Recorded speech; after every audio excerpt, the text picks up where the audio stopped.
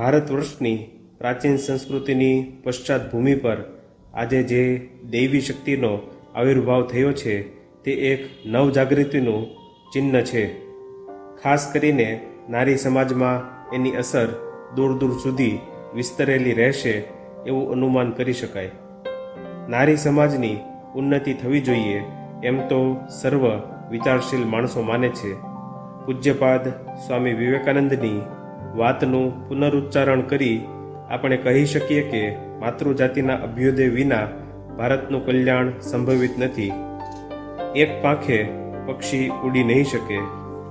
એટલા માટે રામકૃષ્ણ અવતારમાં સ્ત્રીને ગુરુ તરીકે ગ્રહણ કરવામાં આવ્યા.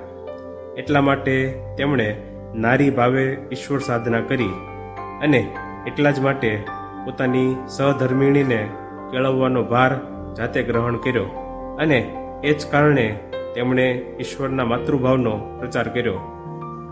19મી સદીના મધ્યકાળમાં માતૃજાતિની પ્રગતિમાં એક ગૂંચવણ ભર્યો કોયડો ઊભો થયો હતો. અંગ્રેજોના શાસન નીચે ભારત પાશ્ચાત્ય વિચારસરણીમાં ડૂબેલું હતું. પશ્ચિમની વિદ્યા, બુદ્ધિ, શક્તિ અને સંપત્તિના મોહમાં ભારત વર્ષ ત્યારે યુરોપીય વિચારસરણીને ગ્રહણ કરવાને લલચાયું હતું. સને 1854ની 19મી જુલાઈએ સર ચાર્લ્સ વુડે જે ભારતીય શિક્ષણ પદ્ધતિની યોજના કરી તેમાંથી આ લાલસાનું શું પરિણામ આવશે એનો આભાસ મળી શકે છે. આ વિદેશી પદ્ધતિના પ્રભાવનો સ્વીકાર કરી ભારતે સંપૂર્ણ ભૂલ નથી કરી, કારણ કે ભારતીય સંસ્કૃતિની એ વિશેષતા છે કે બીજાની વિચારસરણીને અપનાવી પોતાના વિચારના ક્ષેત્રને સમૃદ્ધ બનાવવું. આ યુગમાં પાશ્ચાત્ય દેશોના નારી સમાજનો આદર્શ લઈ આપણા દેશની બહેનોને સતેજ કરવાની જરૂર છે. તેમજ પાશ્ચાત્ય સંસ્કૃતિને ટકી રહેવું હોય તો આપણા દેશની માતૃભક્તિને ગ્રહણ કરવાની એમને પણ જરૂર છે. આ રીતે બંને દેશોને એકબીજાને ઘણું આપવાનું હોવા છતાં બંનેના દ્રષ્ટિબિંદુમાં રહેલ મૂળભૂત તફાવતની અવગણના કરીને એકબીજાનું અનુકરણ કરવા જાય તો વિપરીત પરિણામ આવે એવી સંભાવના છે. બંને દેશોમાં સ્ત્રીને સન્માન મળે છે, તોય પશ્ચિમના દેશોમાં તે પૂજ્ય નથી ગણાય. ત્યાં મોટે ભાગે સ્ત્રી એના સૌંદર્ય માટે અથવા એના ગુણો માટે પ્રશંસા પામી છે.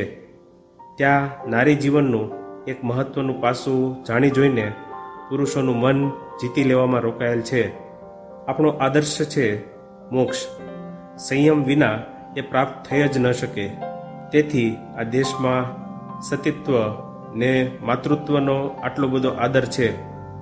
આપણો આદર્શ સીતા, સાવિત્રીને દમયંતી છે. આ બંને આદર્શોના સંઘર્ષમાં ભાવિ વિશ્વ સંસ્કૃતિ કયો આદર્શ સ્વીકારશે? આજે જેવી રીતે આ પ્રશ્ન સ્પષ્ટ અને સચોટ રીતે ઉપસ્થિત કરવામાં આવ્યો છે તેવો 100 વર્ષ પહેલાં કરવામાં આવ્યો ન હતો. છતાં ભારતના વિધાતા જાણતા હતા કે પરદેશી વિચારધારાના પૂરમાંથી ભારતીય સંસ્કૃતિને બચાવવામાં નહીં આવે તો આપણી પાસે કોઈ એવો મજબૂત પાયો નહીં રહે જેની ઉપર પૂર્વ અને પશ્ચિમના આદર્શોને મેળવીને ફરી એકવાર નવનિર્માણ કરી શકાય.